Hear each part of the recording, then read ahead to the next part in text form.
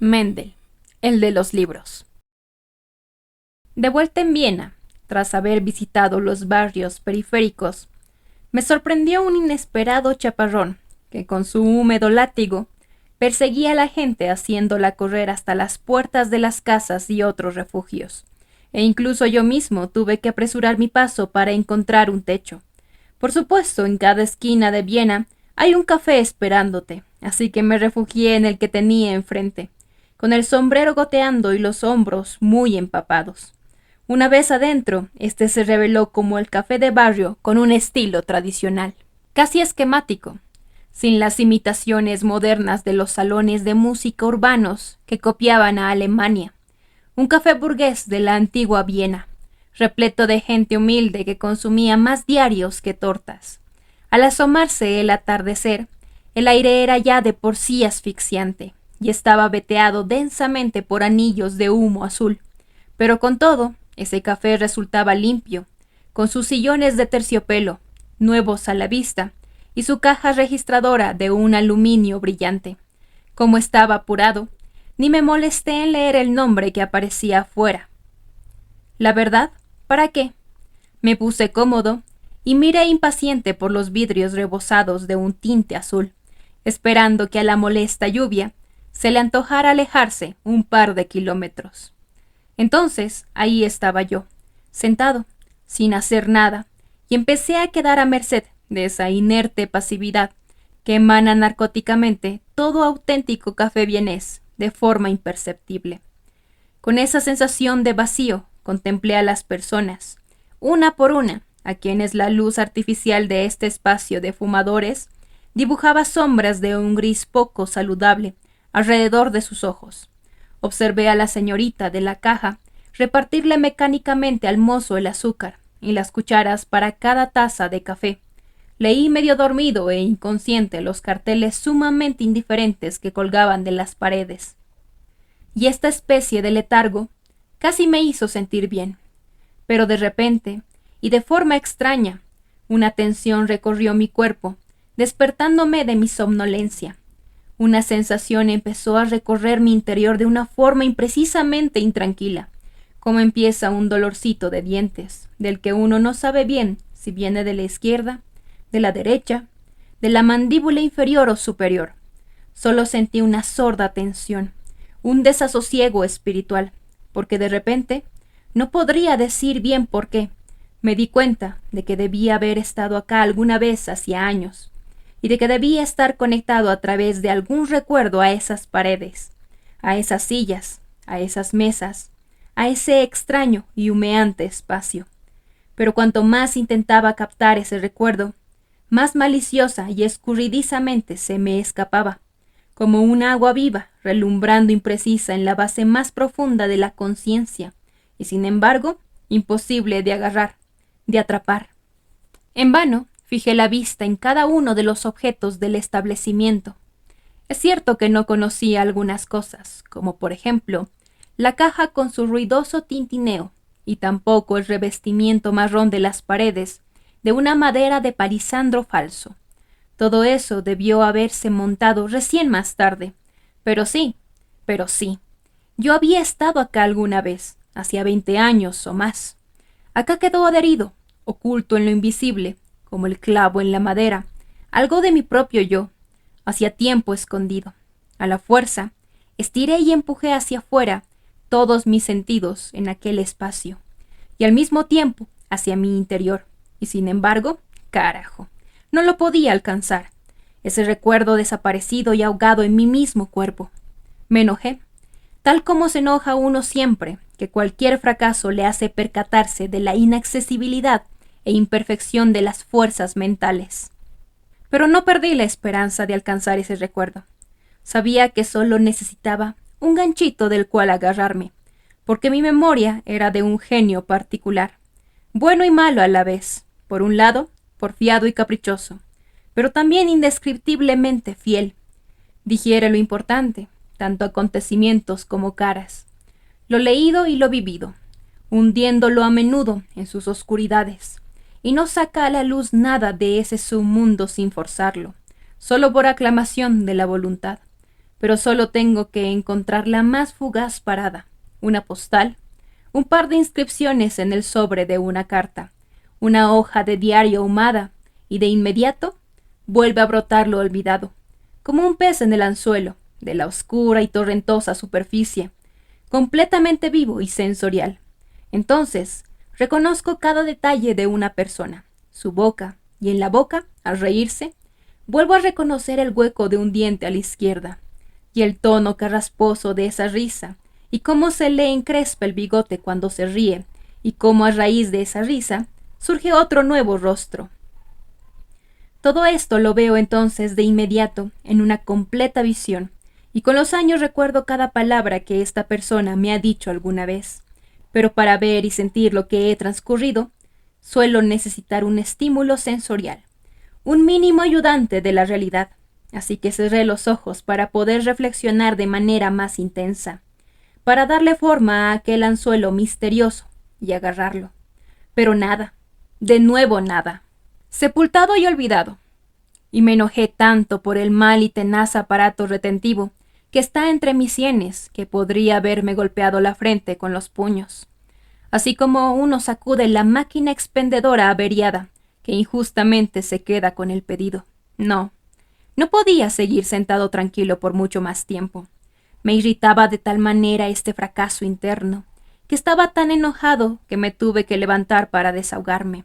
Pero qué extraño. Apenas había dado los primeros pasos por el local, cuando en mi interior empezó a aparecer centellante y chispeante un primer resplandor fosforescente. A la derecha de la caja registradora, recordé, debía haber una habitación sin ventanas e iluminada solo con luz artificial. Y efectivamente, así era. Ahí estaba, empapelada de una forma distinta que en aquel entonces, pero exacta en las proporciones. Esa habitación trasera cuadrada de contornos desdibujados, la habitación de juegos. Instintivamente miré los diferentes objetos alrededor, con unos nervios que vibraban de alegría. Sentí que estaba a punto de saberlo todo. 2 mesas de billar vagaban por ahí como verdes pantanos silenciosos. En las esquinas se amontonaban mesas de juegos, en una de las cuales estaban sentados 2 consejeros o profesores jugando al ajedrez. Y en la esquina, justo cerca de la estufa de hierro, ahí, por donde se pasaba para ir a la cabina de teléfonos, había una mesita cuadrada, y en ese entonces, de repente, me atravesó hasta la médula como un relámpago, y lo supe al instante, con un único y ardiente empujón que me sacudió de felicidad. Por Dios, era el lugar de Mendel, de Jacob Mendel, de Mendel, el de los libros. Y después de 20 años volví a parar en su cuartel general, en el Café Gluck, en la parte superior de la calle Alsertrafe. Jacob Mendel, ¿cómo pude olvidarlo? Me resultaba incomprensible que lo hubiera olvidado durante tanto tiempo. A este ser humano de lo más exótico, y a este increíble hombre, a esta singular maravilla del mundo, famosa en la universidad y en un círculo exclusivo y respetuoso. ¿Cómo pude olvidar su recuerdo?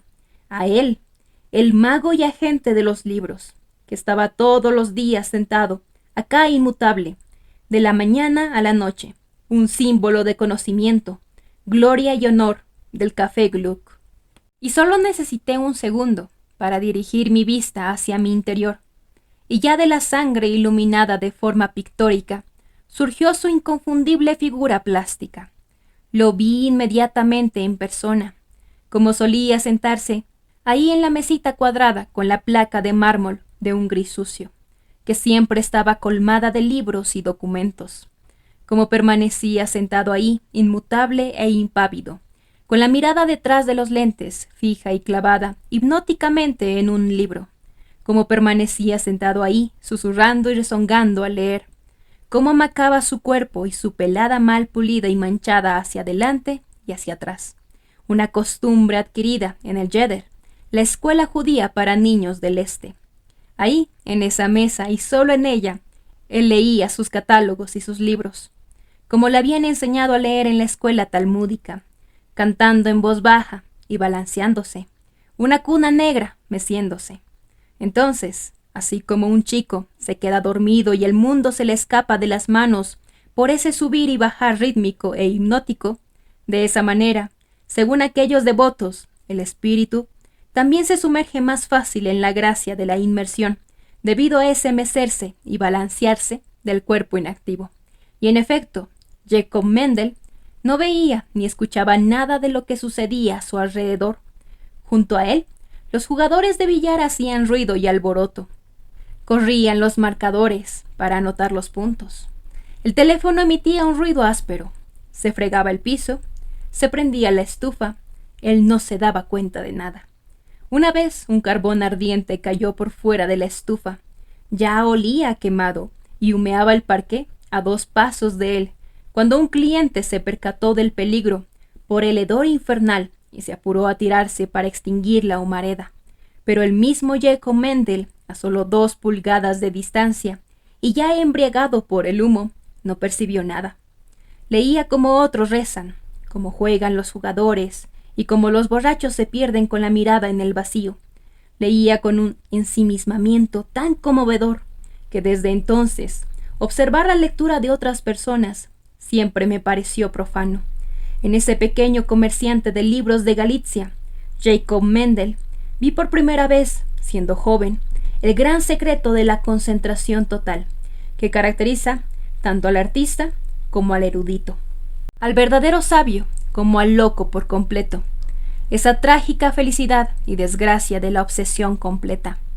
Un colega de la universidad, mayor que yo, me llevó a conocerlo.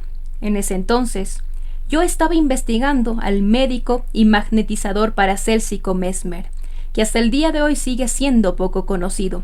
Y en efecto, la investigación estaba teniendo poco éxito, porque las obras especializadas resultaron insuficientes. Y el bibliotecario, al que yo, ingenuo novato, le pedí información, me gruñó en tono poco amable, diciéndome que la bibliografía era cosa mía, no suya. Entonces, aquel colega me mencionó por primera vez su nombre. «Te acompaño a ver a Mendel», me prometió. «Él sabe todo y consigue todo. Te alcanza el libro más remoto del anticuario alemán más olvidado. Es el hombre más capaz de Viena y además de un tipo singular, un librosaurio prehistórico de una raza en extinción». Entonces fuimos al Café Gluck. Y véase, ahí estaba sentado Mendel, el de los libros, con anteojos, la barba desarreglada, vestido de negro. Se balanceaba leyendo con un oscuro arbusto al viento. Nos acercamos. Él no lo notó. Simplemente estaba leyendo, sentado y balanceándose el torso como si fuera una pagoda, hacia adelante y hacia atrás. Por arriba de la mesa y detrás de él oscilaba su negro y gastado tapado, colgado de un gancho, igualmente abarrotado de revistas y apuntes. Para anunciarnos, mi amigo tosió fuerte. Pero Mendel, con los gruesos lentes presionados con firmeza contra el libro, seguía sin percatarse de nada. Al final, mi amigo dio un golpe sobre la tabla de la mesa, tan ruidoso y energético como cuando uno llama a una puerta. Ahí Mendel, por fin, levantó la vista y se apuró a acomodarse los aparatosos lentes de marcos de acero hasta la frente con un movimiento mecánico, y bajo las erizadas cejas de un color gris ceniza, 2 ojos extraños nos clavaron la mirada. Unos ojos pequeños, negros, despiertos, ágiles, afilados y saltarines como la lengua de una serpiente. Mi amigo me presentó y yo formulé mi petición, primero quejándome. Mi amigo me había recomendado explícitamente el ardid, con un tono que parecía que estaba enojado, del bibliotecario que no me había querido brindar ninguna información. Mendel se reclinó y escupió con cuidado. Después se rió brevemente y con la marcada jerga oriental dijo: ¿Que no quiso? No, no pudo. Un parch, un burro golpeado, con el pelo gris. Lo conozco, por desgracia, desde hace 20 años. Pero sigue sin aprender nada. Cobrar el sueldo es lo único que saben hacer. Esos señores doctores mejor estarían arrastrando ladrillo, en vez de meterse con los libros. Con esa fuerte descarga efectiva, se había roto el hielo, y un amable ademán me invitó, por primera vez, a sentarme a esa mesa de mármol cuadrada, a ese altar de revelaciones bibliofílicas que aún desconocía. Expliqué rápidamente mis deseos, las obras contemporáneas sobre magnetismo, así como todos los libros y polémicas posteriores a favor y en contra de Mesmer. Ni bien terminé, Mendel entrecerró durante un segundo el ojo izquierdo, igual que un tirador a punto de disparar. Pero la verdad, ese gesto de concentrada atención duró solo un segundo. Después enumeró rápidamente y de corrido, como si estuviera leyendo de un catálogo invisible, 2 o 3 docenas de libros, cada uno con el lugar de publicación, la fecha y el precio aproximado. Me quedé asombrado. A pesar de que venía preparado, eso no me lo esperaba. Pero mi perplejidad pareció gustarle, porque enseguida siguió tocando sobre el teclado de su memoria las más maravillosas paráfrasis bibliotecarias de mi tema. Me preguntó si quería saber algo también sobre los sonámbulos, y sobre los primeros experimentos con la hipnosis, y sobre Gafner, exorcismos y la ciencia cristiana, y la Madame Blavatsky. Los nombres, los títulos, las descripciones volvieron a crepitar. Recién ahí entendí con qué prodigio único de la memoria me había encontrado. De hecho, con una enciclopedia, con un catálogo universal sobre 2 piernas. Completamente aturdido, miré fijo a ese fenómeno bibliográfico, disfrazado bajo la cubierta poco insignificante, hasta incluso algo grasosa, de un pequeño comerciante de libros de Galicia, que tras haberme recitado unos 80 nombres, al parecer sin darse cuenta, pero por dentro satisfecho por su triunfo, se limpiaba los lentes con un pañuelo que tal vez alguna vez había sido blanco. Para disimular un poco mi asombro, le pregunté con timidez cuáles de esos libros me podría conseguir. Y bueno, veamos, ¿qué se puede hacer?, rezongó. Vuelva mañana para acá, que el Mendel, en el medio, le conseguirá alguito, y lo que no se encuentre, se encontrará en otro lugar. Si uno tiene Seychelles, también tiene suerte. Le agradecí con cortesía, y enseguida, por pura amabilidad, cometí una enorme estupidez al sugerirle que se anotara los títulos de los libros que yo deseaba. En ese mismo momento sentí el codazo de mi amigo para advertirme, pero ya era demasiado tarde. Mendel ya me había echado una mirada. ¡Qué mirada! Una mirada triunfante y ofendida, burlona y de superioridad. Una mirada hasta de reyes, la mirada shakespeariana de Macbeth, cuando Macduff le exige al héroe invencible que se entregue sin luchar. Después volvió a reírse brevemente. La gran nuez de su garganta glugluteó de arriba hacia abajo, de una manera extraña. Al parecer se había tragado con esfuerzo una palabra grosera, y hubiera tenido razón, con cualquier grosería imaginable. El buen y serio Mendel, el de los libros, porque solo un extraño, un ignorante, podía atreverse a hacerle una propuesta tan humillante a él. A Jacob Mendel, pedirle a él, a Jacob Mendel, que anotara el título de un libro como si fuese el aprendiz de una librería o el empleado de una biblioteca, como si alguna vez esa incomparable, esa diamantina mente libresca hubiera tenido necesidad de tal recurso ordinario. Recién más tarde me di cuenta de cuánto debía haber ofendido su genio extravagante con aquella amable oferta, porque Jacob Mendel, ese judío de Galicia, pequeño, arrugado, envuelto en su barba y además jorobado, era un titán de la memoria. Detrás de esa frente calcárea, sucia, cubierta de un musgo gris, se encontraban, como estampados con acero por la invisible mano fantasmal de la memoria, cada nombre y cada título que se hubieran impreso alguna vez en la portada de un libro. Sabía de cada obra, de las recién publicadas como de las de hace 200 años. Sabía en el momento lugar de publicación, autor, precio, si era nueva o de anticuario, y al mismo tiempo se acordaba con una precisión impecable de la encuadernación, las ilustraciones y las separatas facsimilares. Veía cada obra, daba lo mismo si la había tenido en las manos o si la había divisado alguna vez de lejos en una vidriería o en una biblioteca. con la misma claridad óptica con la que el artista ve sus creaciones interiores aún invisibles para el resto del mundo. Se acordaba, por ejemplo, cuando un libro estaba en oferta en el catálogo de un anticuario de Ratisbona por 6 marcos, e inmediatamente recordaba que un ejemplar diferente de ese mismo libro se habría podido conseguir 2 años antes en una subasta en Viena por 4 coronas. Y a la vez también el remanente. No, Jacob Mendel no se olvidaba nunca de un título, de un número, conocía cada planta, cada infusorio, cada estrella del cosmos, eternamente oscilante y movedizo del universo de los libros.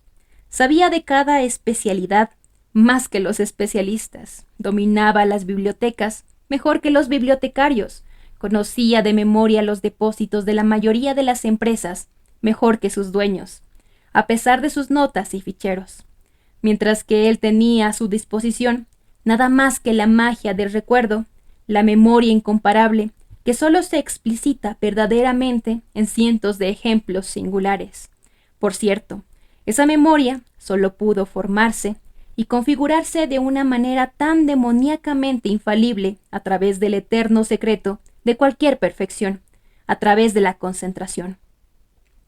Por fuera de los libros, este hombre peculiar no conocía nada más del mundo, porque todos los fenómenos de la existencia empezaban a ser reales para él, recién cuando se vertían en caracteres, cuando se reunían en un libro y se esterilizaban, por así decirlo.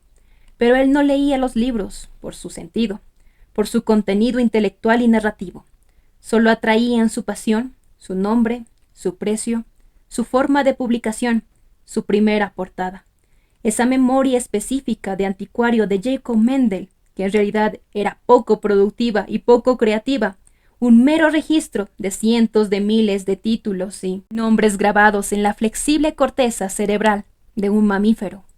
Esa memoria, en vez de estar como siempre escrita en el catálogo de un libro, era sin más, en su perfección única, no menos que la de Napoleón por las fisonomías, la de Mesofante por los idiomas, la de Lasker por las aperturas de ajedrez, la de Busoni por la música. Este cerebro, utilizado en un seminario, en un puesto público, habría enseñado y sorprendido a miles, a cientos de miles de estudiantes y eruditos.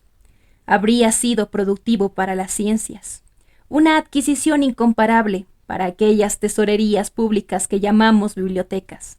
Pero para él, el pequeño comerciante de libros de Galicia, sin formación, que apenas había podido con la escuela de Talmud, ese mundo superior estaba para siempre cerrado. De esa manera, esas fantásticas capacidades solo pudieron repercutir como una ciencia secreta en aquella mesa de mármol del Café Gluck.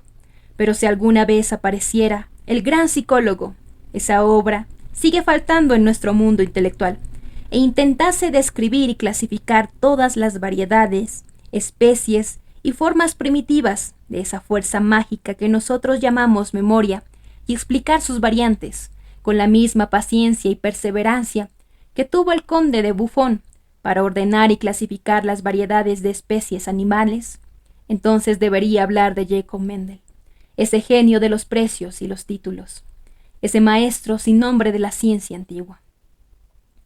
Por la profesión y para los ignorantes, Jacob Mendel parecía ni más ni menos un mero regaterito de libros. Todos los domingos aparecían en los diarios los mismos anuncios estereotipados. Compro libros viejos, pago los mejores precios, voy enseguida, Mendel al final de la calle Alsertrafe. Y a continuación escribía un número de teléfono, que en realidad era el del Café Gluck. Revolvía depósitos, arrastraba todas las semanas un nuevo botín hasta su cuartel general, ayudado por un viejo vasallo de barba imperial, y desde ahí volvía a empezar, porque para tener una librería en regla le faltaba la concesión. Entonces no le quedó otra que limitarse a ser un regaterito, a realizar una actividad menos lucrativa. Los estudiantes le vendían sus manuales, que pasaban a través de sus manos de un curso anterior al siguiente. Además tramitaba y conseguía cualquier obra buscada a cambio de un bajo costo extra. Con él, un buen consejo era barato. La plata no ocupaba espacio dentro de su mundo, porque nunca se lo había visto a él, de otra manera que no fuera con el mismo saco gastado, tomando por la mañana, por la tarde y por la noche su leche acompañada de 2 panes, comiendo al mediodía un bocadito que le alcanzaban del restaurante de enfrente. No fumaba, no jugaba, hasta se podía decir que no vivía. Solo sus 2 ojos vivían detrás de los lentes, y no paraban de alimentar el cerebro de este ser enigmático, con palabras, títulos y nombres. Y esa masa blanda y fecunda absorbía con voracidad esa plétora de documentos, de la misma forma que una pradera absorbe los miles, pero miles de gotas de una lluvia. Las personas no le interesaban, y de todas las pasiones humanas, él solo conocía quizás una. Por supuesto, la más humana de todas, la vanidad. El simple hecho de que alguien, que ya había buscado en cientos de otros lugares, cansado, recurriera a él en busca de información y él pudiera dársela de inmediato, le resultaba extremadamente satisfactorio y placentero, así como también la idea de que en Viena y en el extranjero vivieran un par de docenas de personas que honraban y necesitaban sus conocimientos.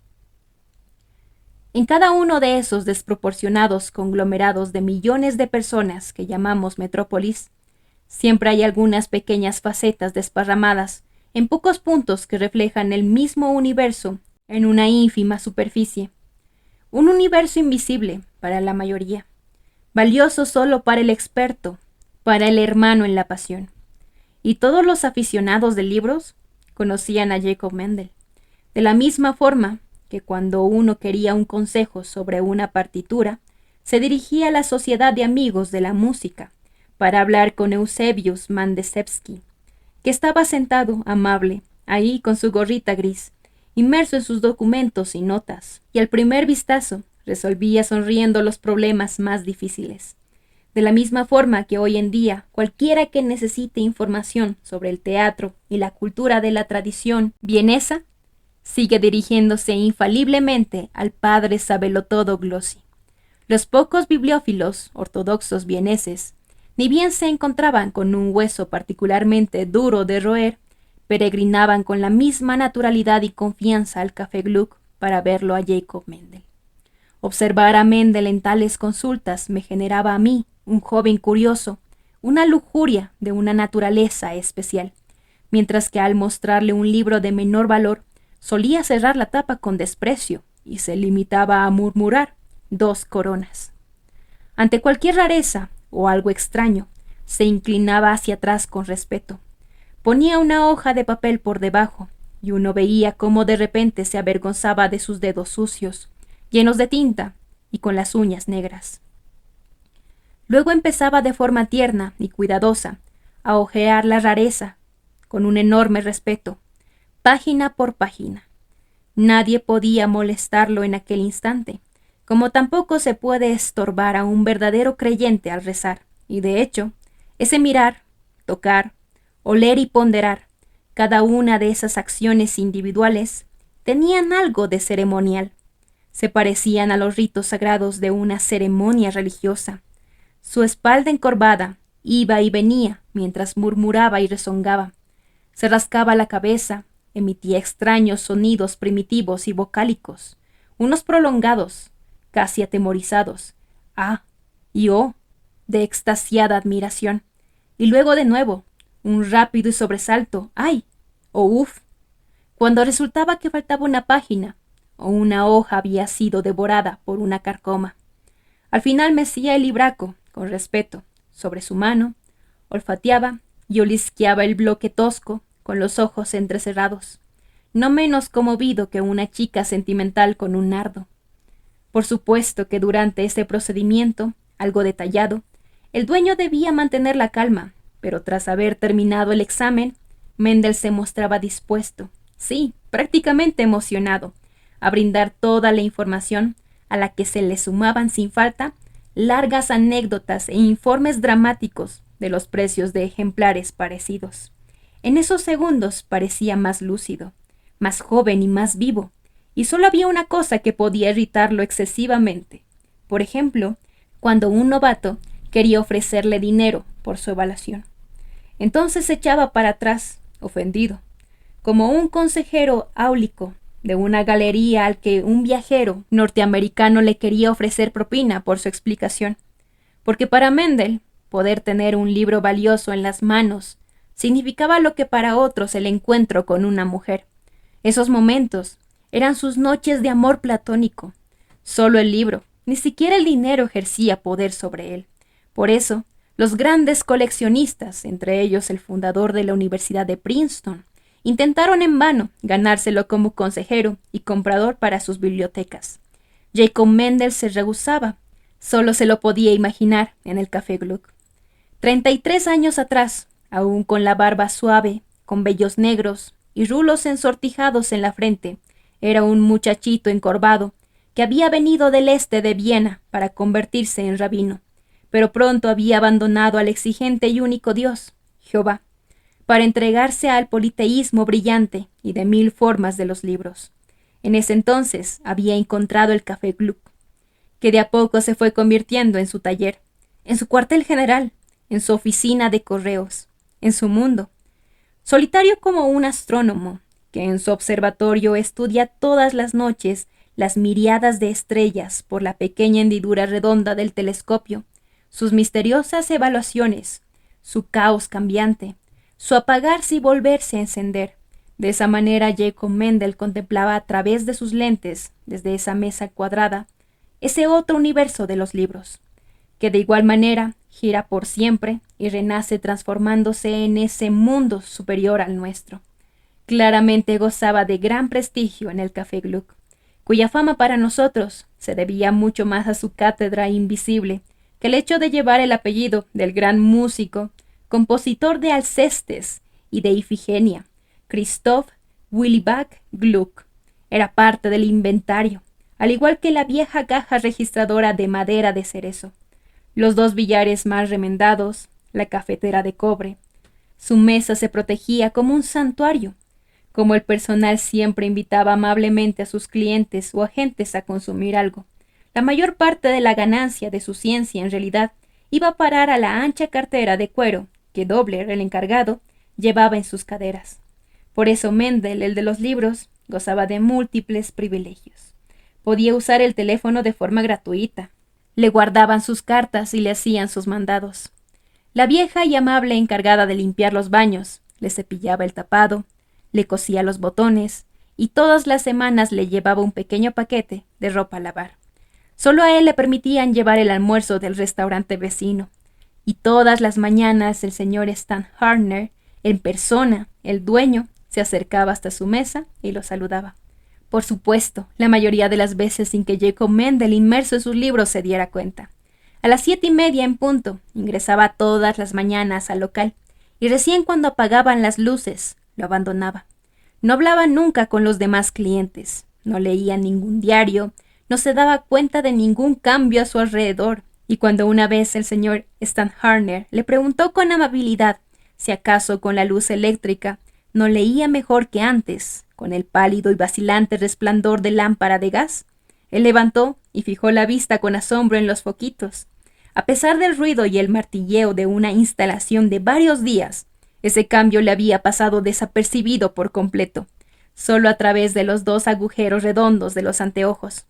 A través de esas dos lentes brillantes y absorbentes, se infiltraban los millares de infusorios negros de los caracteres en su cerebro. Cualquier otro acontecimiento le pasaba fluyendo al lado, como un ruido sordo. De hecho, se pasó más de 30 años, es decir, toda la parte despierta de su vida, únicamente leyendo en esa mesa cuadrada, comparando, calculando, en una somnolencia permanente y asidua, que solo se veía interrumpida por el sueño. Por lo tanto, me invadió una especie de horror cuando vi la mesa de mármol de Jacob Mendel, administradora de oráculos, vacía como una losa sepulcral, oscureciéndose en ese espacio. Recién ahí, siendo ya un poco más viejo, entendí cuánto es lo que desaparece con personas como esa. En primer lugar, porque todo lo único, con el correr de los días, se convierte en algo más valioso en nuestro mundo, que sin salvación se va tornando en uno cada vez más monótono. Y entonces, cuando era un joven sin experiencia, tuve una profunda corazonada y me había encariñado mucho con ese tal Jacob Mendel. Gracias a él me había acercado por primera vez al enorme misterio de que todo lo particular y lo todopoderoso en nuestra existencia es el mero fruto de la concentración interior, de una monotonía sublime y sagradamente afín a la locura, mejor que nuestros poetas contemporáneos. Ese pequeño comerciante de libros, completamente desconocido, me había enseñado con su ejemplo, cuando aún era joven, que una vida espiritual pura, la completa abstracción en una única idea, puede seguir sucediendo hoy en día, una sumersión no menor que la de un yogui indio o un monje medieval en su celda, e incluso se origina en un café iluminado eléctricamente junto a una cabina telefónica, y sin embargo fui capaz de olvidarlo. No cabe duda de que fue en los años de la guerra y en una de mis entregas a mis propias obras, parecidas a las suyas, pero ahora, delante de esa mesa vacía, sentí una especie de vergüenza frente a él y a la vez una curiosidad renovada, porque ¿a dónde había ido? ¿Qué le había pasado? Llamé al mozo y le pregunté. No, me respondió. Que lo sentía, que no conocía a un tal señor Mendel, que un señor con ese nombre no frecuentaba el café, pero que tal vez el encargado sabía algo, añadió. La panza de cerveza del jefe se asomó avanzando con lentitud. Vaciló, reflexionó y dijo que no, que él tampoco conocía a un tal señor Mendel, pero me preguntó si tal vez me estaba refiriendo al señor Mandl. El señor Mandl, de la mercería de la calle Florianegase.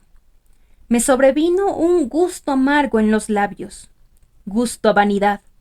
¿Para qué vivimos si el viento se lleva detrás de nuestros zapatos las últimas huellas de nuestro paso? Durante 30 años, quizá 40, una persona había respirado, leído, pensado, hablado en esos pocos metros cuadrados de habitación, y solo tenían que pasar 3, 4 años, o tenía que venir un nuevo faraón para que ya nadie se acordara de José. Nadie del Café Gluck sabía nada de Jacob Mendel, de Mendel el de los libros. Casi furioso le pregunté al encargado si no podía hablar con el señor Stanharner, o si no con cualquiera que estuviera presente del antiguo personal. Oh, el señor Stanharner, oh mi Dios. Ya había tiempo que había vendido el café. Se había muerto, y el anterior encargado estaba viviendo en su granja, cerca de Krems, respondió, y añadió que no había quedado nadie ahí. ¿O sí? Pero sí, claro, estaba la señora Sporchill, la encargada de los baños, alias la mujer de chocolate. Pero ella seguro que no se acordaba de los clientes, dijo. Inmediatamente pensé, a un Jacob Mendel no se lo olvida, y pedí que la llamaran. La señora Sporchill, con el pelo blanco, despeinada, se acercó desde sus recónditos aposentos, dando pasos un poco hidrópicos, frotándose aún apresuradamente las manos rojas con un trapo. Era obvio que justo había terminado de barrer su turbia piececita, o que acababa de limpiar las ventanas. Por su manera insegura de aparecer, enseguida noté, le incomodaba que la llamaran así, tan de repente, para que fuera hacia adelante, bajo los grandes focos, hacia la parte noble del café. La gente de Viena piensa enseguida en detectives y en la policía cuando alguien desea interrogarlos. Entonces, al principio, ella me miró con desconfianza, de arriba a abajo, una mirada muy cuidadosamente sumisa. ¿Qué podía querer yo de ella? Pero ni bien le pregunté por Jacob Mendel, me miró con ojos llenos, casi llorosos, y los hombros se le levantaron de golpe. Dios mío, el pobre señor Mendel, y que todavía haya alguien que siga pensando en él. Sí, el pobre señor Mendel. Estaba a punto de llorar de emoción, como siempre le sucede a las personas mayores, cuando piensan en su juventud y en los buenos momentos de felicidad ya olvidados. Le pregunté si todavía estaba vivo. Oh, Dios mío, el pobre señor Mendel. 5 o 6 años, no, debe haber muerto hace 7 años.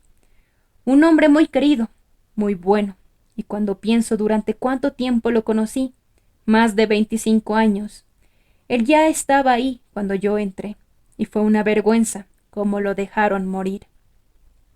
Se puso cada vez más nerviosa. Me preguntó si era un pariente. Me dijo que nadie lo había cuidado. Nadie se había interesado por él, y me preguntó si sabía lo que había pasado. No, no sé nada, aseguré. Y le pedí que me contara todo. La buena persona me miraba tímida y avergonzada, y seguía limpiándose las manos mojadas. Lo entendí. Le daba vergüenza estar parada ahí, en medio del café, como la encargada de la limpieza, con el delantal sucio y el cabello blanco despeinado, y siempre miraba con timidez hacia la derecha y hacia la izquierda, para ver si uno de los mozos estaba escuchando. Así que le sugerí que fuéramos a la sala de juegos, al lado del antiguo lugar de Mendel. Ahí debería contármelo todo. Conmovida, asintió con la cabeza, agradecida de que la entendiera, y siguió adelante. La vieja y ya un poco tambaleante mujer, y yo la seguí. Los dos mozos nos siguieron con la mirada, sintieron una complicidad, y algunos clientes también se asombraron de nosotros, una pareja tan desigual, y cuando nos sentamos al otro lado de la mesa de Mendel, me contó. Otro informe me completó algunos baches más tarde, sobre el final de Jacob Mendel, de Mendel el de los libros. Bueno, entonces, me contó que incluso después del comienzo de la guerra, él siguió yendo, día tras día, a las 7:30 de la mañana, y se sentaba exactamente como siempre lo había hecho, y estudiaba todo el día como de costumbre, y que todos tenían la sensación, e incluso solían decir, que él ni siquiera se había dado cuenta de que estábamos en guerra. La señora siguió diciendo que ella sabía que él nunca había mirado un diario, ni tampoco había hablado con alguien. Pero incluso cuando los pregoneros armaban un ruido infernal para avisar de las ediciones extra, y todos los demás corrían a su encuentro, él nunca se levantaba ni prestaba atención. Ni siquiera se dio cuenta de que faltaba Franz, el mozo, que había caído cerca de Gorlice, y no sabía que habían atrapado al hijo del señor Stanharner, y nunca dijo ni una palabra de cómo el pan se había vuelto cada vez más duro, y en lugar de la leche había que darle el miserable brebaje de higos. Solo una vez se sorprendió de que fueran tan pocos estudiantes. Eso fue todo. Dios mío, pobrecito. Nada le agradaba, ni le preocupaba más que sus libros. Pero luego, un día ocurrió la desgracia. A las 11 de la mañana, a plena luz del día, llegó un gendarme con un oficial de la policía secreta. Mostró la chapa que llevaba en el ojal y preguntó si un tal Jacob Mendel solía frecuentar el lugar. Entonces se dirigieron directamente a la mesa de Mendel, y él pensó sin sospechar que querían venderle libros o preguntarle algo, pero de inmediato le pidieron que los acompañara y se lo llevaron. Fue una verdadera vergüenza para el café. Todos se pararon alrededor del pobre señor Mendel, mientras él estaba ahí entre los dos, con los lentes sobre la frente, mirando de un lado a otro, de un hombre a otro, sin saber muy bien qué querían realmente de él. Pero ella, en un abrir y cerrar de ojos, empezó a decirle al gendarme que debía tratarse de un error, que un hombre como el señor Mendel no podía hacerle daño ni a una mosca. Luego, el de la policía secreta le gritó que no interfiriera en los asuntos oficiales, y después se lo llevaron, y no volvió a aparecer durante mucho tiempo, durante 2 años. Hasta el día de hoy, ella no sabe muy bien qué habían querido de él. Pero le juro, dijo emocionada la vieja mujer, el señor Mendel no pudo haber hecho nada malo. Se equivocaron. Pongo las manos en el fuego. Fue un crimen contra el pobre hombre inocente. ¡Un crimen! Y la buena y conmovedora señora Sporchill tenía razón.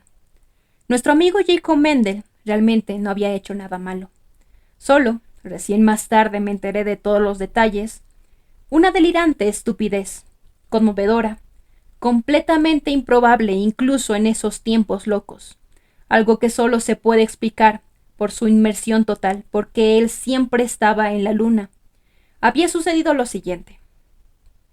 Un día, en la oficina encargada de la censura militar y de vigilar toda correspondencia con países extranjeros, fue interceptada una postal, escrita y firmada por un tal Jacob Mendel, correctamente franqueada para el extranjero, pero increíble caso, dirigida al país extranjero enemigo, una postal para Jean Labourdère, librero, dirigida a París, Puy de Granel, en la que un tal Jacob Mendel se quejaba de no haber recibido los últimos 8 números mensuales del Bulletin Bibliographique de la France, a pesar de haber pagado por adelantado la suscripción anual.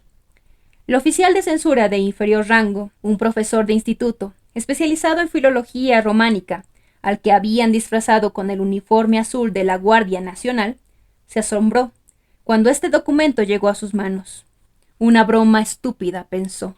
Entre las 2000 cartas que registraba por semana, en busca de mensajes dudosos y frases sospechosas de espionaje, nunca se había encontrado con un hecho tan absurdo como ese, que alguien de Austria dirigiera una carta a Francia sin preocupaciones, es decir, que alguien arrojara al buzón, así como así, una carta dirigida al país extranjero que había empezado la guerra, como si desde 1914 esa frontera no hubiera estado atada con alambres de púas, como si cada día Francia, Alemania, Austria y Rusia no hubieran reducido de forma recíproca su población masculina con unos miles de hombres.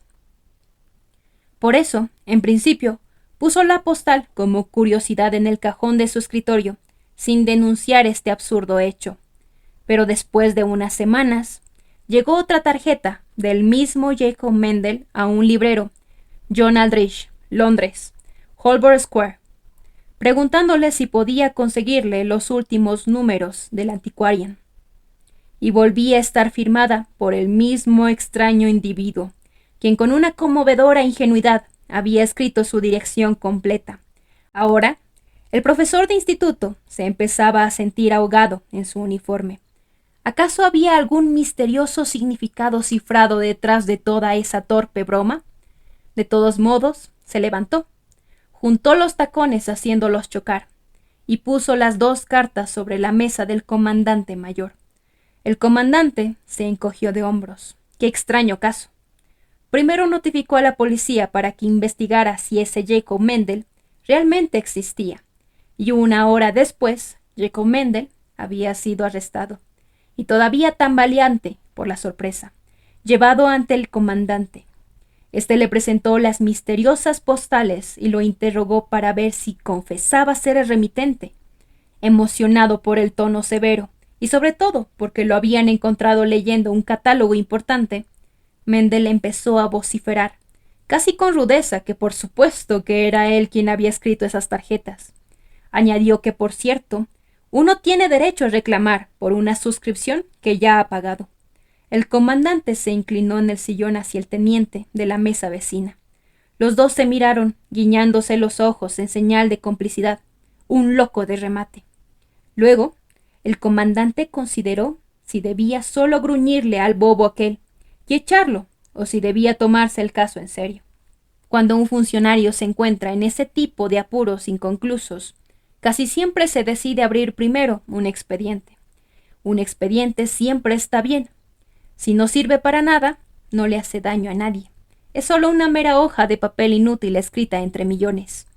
En este caso, sin embargo, lamentablemente, se perjudicó a una pobre e inocente persona, porque ya con la tercera pregunta salió a la luz algo muy fatal.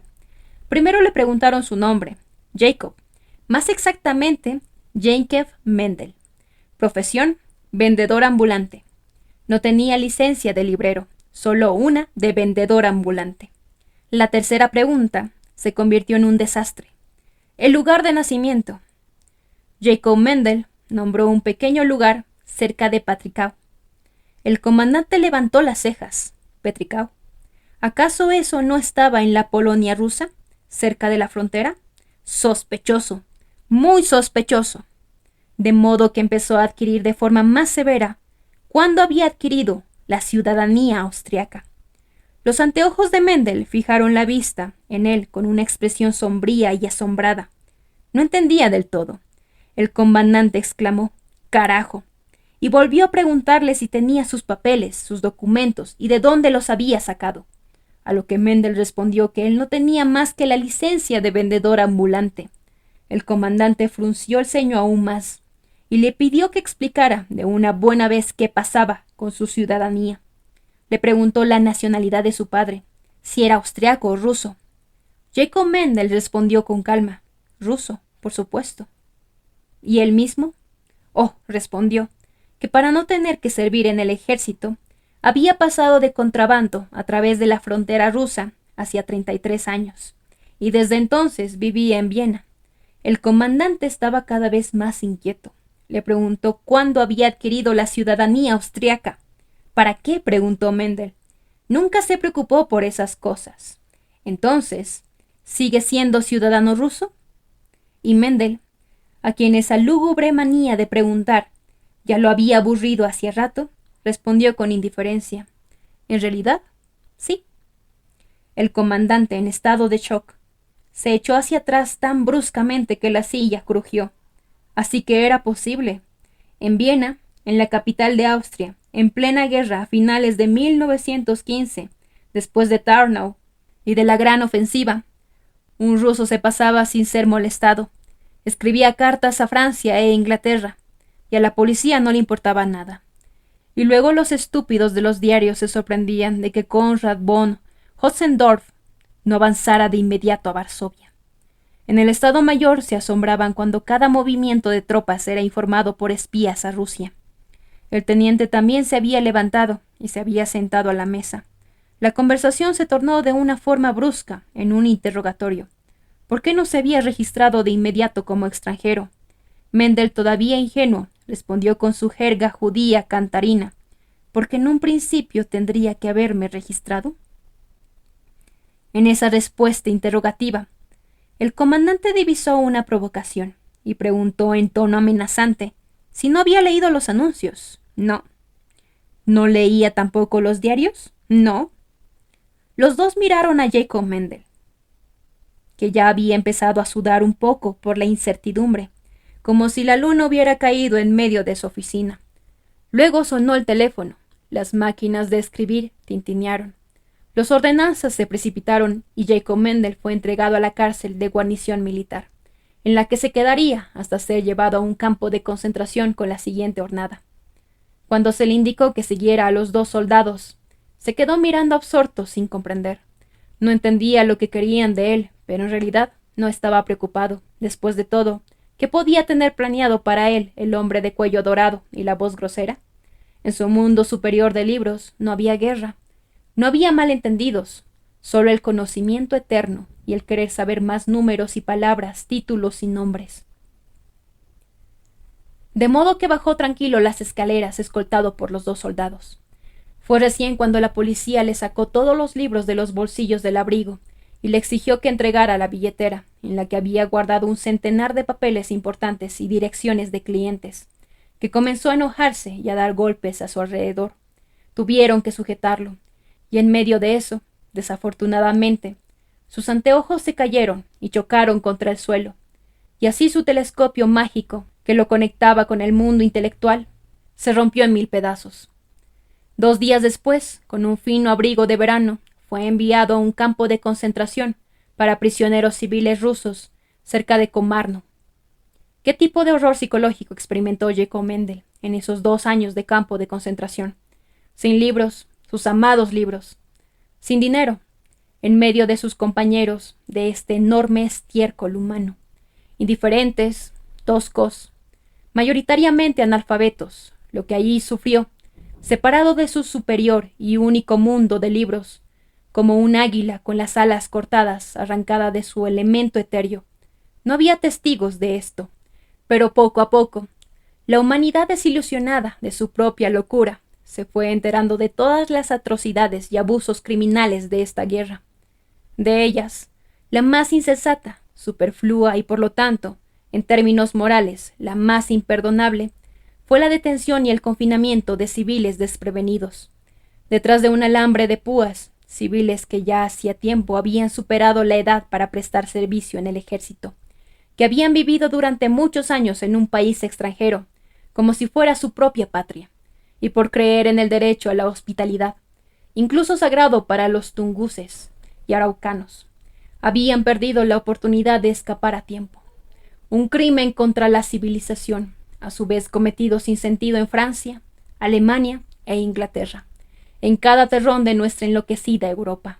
Y tal vez Jacob Mendel, como otro centenar de personas inocentes, se habría vuelto loco en este vallado, o habría perecido de forma miserable de disentería, de agotamiento, de trastornos mentales, si una coincidencia, genuinamente austriaca, no lo hubiera devuelto a su mundo justo a tiempo. Varias veces después de su desaparición, llegaron a su dirección cartas de clientes distinguidos: el conde Schomberg, exgobernador de Estiria, fanático coleccionista de obras heráldicas; el antiguo decano de la Facultad de Teología Sienhöfel, que estaba trabajando en una crítica de San Agustín; el almirante de flota retirado de 80 años, Edler von Pisek, que seguía mejorando sus memorias. Todos ellos, sus leales clientes, le habían escrito repetidas veces a Jacob Mendel al Café Gluck, y algunas de esas cartas fueron enviadas al hombre desaparecido hasta el campo de concentración. Ahí cayeron en manos del bien intencionado capitán, quien se asombró de los distinguidos conocidos que tenía este judío pequeño, medio asqueroso y ciego, que desde que le habían roto los anteojos no tenía plata para comprarse otros nuevos. Se quedaba acurrucado en un rincón como un topo, gris, sin ojos y mudo. Cualquiera que tuviera amigos así tenía que ser especial. De modo que permitió que Mendel respondiera estas cartas y pidiera a estos personajes que intercedieran en su favor. Eso no tardó en suceder. Con la apasionada solidaridad de todos los coleccionistas, tanto la excelencia como el decano reactivaron sus contactos, y su aval conjunto aseguró que Mendel, el de los libros, pudiera regresar a Viena en 1917, después de más de 2 años de encierro, bajo la condición de que se presentara todos los días a la policía. Pero sí, se le permitió volver al mundo libre en su antiguo, pequeño y estrecho desmán. Pudo volver a pasar por sus queridas estanterías y, ante todo, volver al Café Gluck. La buena señora Sporschil, por su propia experiencia, pudo describirme ese regreso de Mendel, de un inframundo infernal al Café Gluck. Un día, Jesús y María, no podía creer lo que veía en mis ojos. La puerta se abre deslizándose, ya sabe usted, de cierta manera que solo quedaba una rendija para pasar, como solía entrar él, tropezándose. En el café, el pobre señor Mendel tenía puesto un tapado militar rasgado, lleno de zurcidos, y en la cabeza algo que alguna vez pudo haber sido un sombrero tirado a la basura. No tenía cuello y parecía la muerte, con la cara gris y canas, y un tanto raquítico que daba lástima. Pero entra así, como si nada hubiera pasado. No pregunta nada, no dice nada. Se acerca a la mesa y se saca el tapado. Pero no como antes, tan ágil y ligero, sino al hacerlo, respiraba con dificultad. Y no tenía un libro con él, como de costumbre. Simplemente se sentó y no dijo nada. Y se quedó mirando hacia adelante con los ojos completamente vacíos y con ojeras.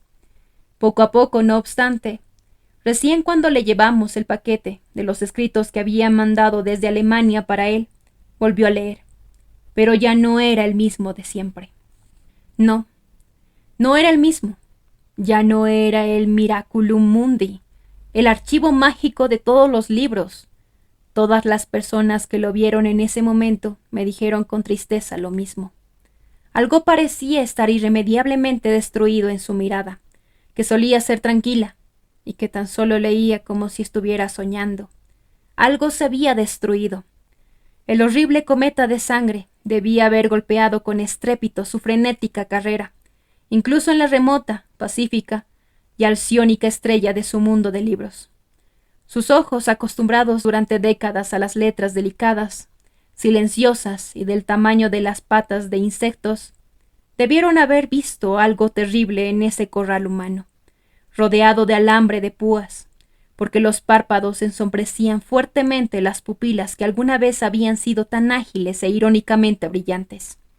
Su mirada somnolienta y enrojecida, que solía ser tan viva, seguía dormitando detrás de los anteojos reparados, cuidadosamente atados con un fino hilo. Y lo que es aún más terrible, en la fantástica estructura artificial de su memoria, algún pilar debió haberse derrumbado, y toda la estructura debió venirse abajo, pues nuestro cerebro, ese mecanismo de conexión creado con la sustancia más sutil, ese instrumento de fina precisión mecánica de nuestros conocimientos, es tan delicado que una venita obstruida, un nervio afectado, una célula cansada, una molécula un poco desplazada, son suficientes para silenciar la armonía más maravillosamente completa, la armonía esférica de una mente. Y en la memoria de Mendel, en ese único teclado del conocimiento, las teclas fallaron cuando regresó. Cuando cada tanto alguien venía a buscar información, se lo quedaba mirando agotado, y ya no entendía exactamente. No escuchaba bien y olvidaba lo que le decían. Mendel ya no era Mendel. Como el mundo ya no era el mundo. Ya no se balanceaba hacia adelante y hacia atrás mientras leía, sino que la mayoría de las veces se sentaba rígido. Sus anteojos estaban dirigidos hacia el libro solo mecánicamente, sin que nadie supiera si estaba leyendo o si simplemente estaba dormitando. Varias veces, así lo contó la señora Sporchill, su cabeza caía pesadamente sobre el libro y se quedaba dormido a plena luz del día. A veces se quedaba mirando durante horas la extraña y hedionda luz de la lámpara de acetileno que le había colocado sobre la mesa en aquella época de escasez de carbón. No, Mendel ya no era Mendel. Ya no era una maravilla del mundo, sino un paquete de barba y ropa inútil, que respiraba calcinadamente, tirado sin sentido en el sillón que alguna vez había sido Pítico. Ya no era la gloria del café Gluck, sino una vergüenza, una mancha maloliente, desagradable a la vista, un parásito incómodo e innecesario. Eso le pareció al nuevo propietario, llamado Florian Gardner de Retz, quien habiéndose enriquecido con el extraperlo de harinas y manteca durante la época de hambruna de 1919, había convencido al honrado Stan Harner de que le vendiera el café Gluck por 80,000 coronas en efectivo. Con sus firmes manos de campesino, tomó las riendas del asunto con agudeza. Se apuró a remodelar el venerable café. Compró sillones nuevos a tiempo para las malas urdiembres, instaló una puerta de mármol y ya estaba negociando con el bar vecino para añadir un local de baile. Con este apresurado proceso de embellecimiento, le perturbó mucho, por supuesto, este parásito de Galicia, que ocupaba una mesa de la mañana a la noche y solo tomaba 2 tazas de café y comía 5 panes. A Stan Harner le pareció valioso su antiguo cliente y había tratado de explicar lo especial e importante que era este Jacob Mendel, que por así decirlo, le había entregado con el inventario como una servidumbre que formaba parte del negocio. Pero Florian Gardner había adquirido con los muebles nuevos y la brillante caja registradora de aluminio la enorme conciencia de esos tiempos de generadores de ganancias, y solo estaba esperando una excusa para barrer este último y molesto vestigio de miseria suburbana de su local, ahora distinguido. Pronto pareció surgir una buena ocasión, porque Jacob Mendel estaba atravesando un mal momento. Sus últimos billetes guardados habían sido pulverizados por el molinillo de la inflación. Sus clientes habían desaparecido. Y para volver a subir escaleras como un pequeño comerciante de libros, vendiendo libros para coleccionar, el hombre cansado carecía de fuerzas. Se sentía desdichado, se notaba por un centenar de pequeños detalles. Rara vez se permitía que le trajeran algo del restaurante vecino. Tardaba cada vez más en pagar lo más mínimo por el café y el pan. En una ocasión, quedó debiendo durante 3 semanas. Ya una vez el encargado había querido ponerlo de patitas en la calle. Entonces la honrada señora Sporchill, la encargada de limpieza de los baños, se apiadó de él y se hizo cargo de sus deudas. Pero luego, al mes siguiente, ocurrió la desgracia. El nuevo encargado había notado varias veces que en realidad la cuenta nunca coincidía con los productos horneados y consumidos. Cada vez faltaban más panes de los que se servían y pagaban.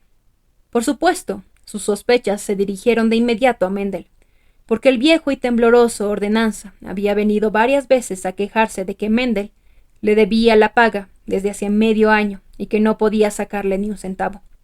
Así que el encargado empezó a prestar especial atención y solo 2 días después logró atrapar a Jacob Mendel, escondido detrás de la pantalla de la estufa, mientras se levantaba de su mesa en secreto.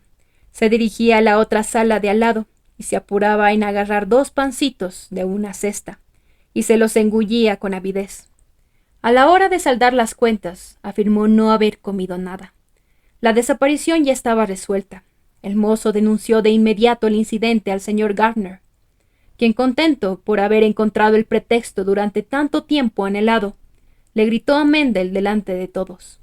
Lo acusó de ladrón e incluso fingió que todavía no había llamado a la policía y ordenó que se fuera al infierno de inmediato y para siempre. Jacob Mendel se limitó a temblar. No dijo nada. Se tropezó al levantarse de su asiento y se fue. Fue una lástima, dijo la señora Sporchill, describiendo su partida. Nunca me voy a olvidar cómo se levantó, con los anteojos sobre la frente, blanco como una toalla. No se tomó el tiempo para ponerse el tapado, a pesar de que era enero, ya sabe usted, en aquel año tan frío.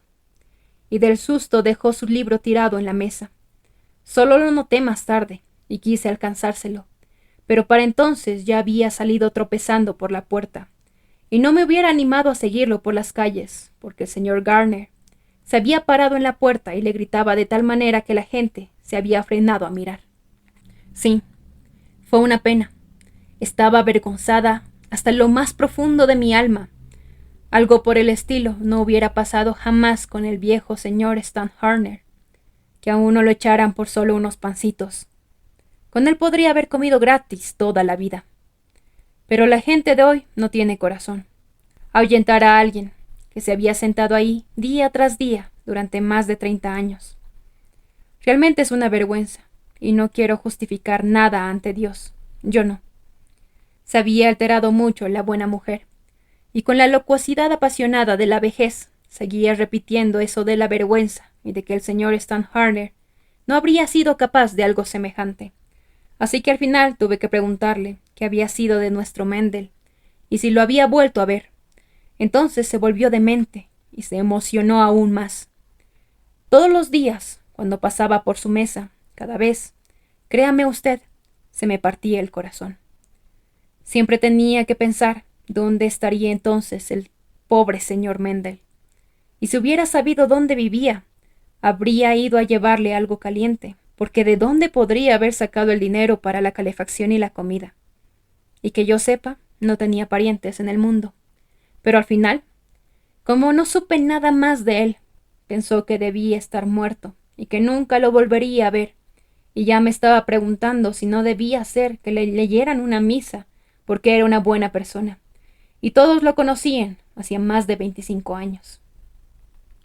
Pero una vez por la mañana, a las 7:30, en febrero, estaba limpiando el latón de las rejas de la ventana, y de repente pensé que me iba a dar un ataque. De repente se abre la puerta y entra Mendel. Ya sabe usted, él siempre entraba caminando torcido hacia adelante y confundido, pero esta vez era de alguna manera diferente. Advierto enseguida que algo lo arrastraba de un lado a otro. Tenía los ojos muy brillantes y, Dios mío, cómo se veía. Solo piernas y barba. Inmediatamente al verlo así, se me ocurre que él no se estaba dando cuenta de nada. Caminaba dando vueltas, a plena luz del día como un sonámbulo. Se había olvidado de todo, de los pancitos y de lo del señor Gardner. Y de qué forma vergonzosa lo habían echado. No sabía ni siquiera quién era él mismo. Gracias a Dios que el señor Gardner no había llegado, y que el encargado estaba tomando su café. Salté hacia ahí, rápidamente, para dejarle claro que no debía quedarse, y que no debía dejarse echar por ese tipo grosero. Y ella miró a su alrededor, con timidez, y rápidamente se corrigió. Quiero decir, por el señor Gardner. Así que lo llamé. Señor Mendel. Levantó la mirada, y luego en ese momento, Dios mío, fue horrible. En ese momento, debió haberse acordado de todo, porque se sobresaltó enseguida y empezó a temblar, pero no solo le temblaban los dedos, sino él, en su conjunto, empezó a tiritar, que se le podía ver hasta en los hombros. Y luego se fue trastabillando, deprisa hacia la puerta, y ahí se desplomó. Llamamos a emergencia de inmediato y se lo llevaron, febril como estaba. Murió al anochecer. Neumonía aguda, dijo el médico, y añadió que tampoco estaba muy seguro de cómo había llegado al café. La fiebre lo había llevado hasta allí, como a un sonámbulo. Dios mío. Si te pasaste 36 años de tu vida sentado ahí una vez al día, entonces esa mesa es como tu hogar. Seguimos hablando un buen rato sobre él. Las dos últimas personas que habían conocido a este particular ser humano. Yo, a quien de joven, a pesar de su existencia microscópica, el señor Mendel le había dado el primer indicio de lo que es una vida completamente centrada en el espíritu. Ella, la pobre y consumida encargada de la limpieza de los baños, que nunca había leído un libro, pero que se sentía conectada a este camarada de su pobre mundo inferior, tan solo por haberle cepillado el tapado y cosido los botones durante 25 años. Y sin embargo, nos entendimos maravillosamente bien, en su vieja mesa abandonada en compañía de la sombra conjurada por nosotros, porque el recuerdo siempre une, y cada recuerdo se duplica por el amor. De repente, en medio de la charla, recordó: Jesús, qué olvidadiza estoy. Todavía tengo el libro que dejó sobre la mesa en ese entonces. ¿A dónde habría podido llevárselo? Y después, como nadie lo reclamó, pensé que debería guardarlo como un recuerdo, ¿cierto?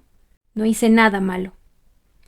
Se apuró a sacarlo de su cobertizo trasero, y me esforcé por reprimir una pequeña sonrisa, porque al destino, que siempre es lúdico y a veces irónico, le gusta mezclar de forma maliciosa lo cómico con lo estremecedor. Era el segundo tomo de la biblioteca Germano Rum, erótica y curiosa, de Ain. El compendio de literatura galante, bien conocido por todo coleccionista de libros. Era precisamente aquel catálogo escabroso, Aven sua fatalibelli, el que habría ido a parar, como el último legado del mago que se había marchado, a esas manos ignorantes, arrugadas, enrojecidas y agrietadas, que probablemente nunca hubieran sostenido otra cosa que el libro de oraciones. Me esforcé en apretar los labios para evitar esa sonrisa involuntariamente impotente que surgía de mi interior. Y esa pequeña vacilación confundió a la buena mujer. Ella preguntó si al final se trataba de algo valioso, o si me parecía que ella se lo podía quedar. Le estreché la mano afectuosamente. Quédeselo tranquila. Nuestro viejo amigo Mendel estaría encantado de que al menos una entre las miles de personas a las que les proporcionó un libro todavía los recuerde. Y luego me fui, y me avergoncé frente a esta buena anciana que se mantuvo fiel a este hombre muerto de una manera ingenua, y sin embargo muy humana, porque ella, que no había estudiado, al menos había conservado un libro para recordarlo mejor. Pero yo me había olvidado de Mendel, el de los libros durante años, precisamente yo, que debería saber que los libros solo se escriben para conservar un vínculo con las personas, más allá del propio aliento, y así defenderse del implacable adversario de toda la vida, la fugacidad y el olvido.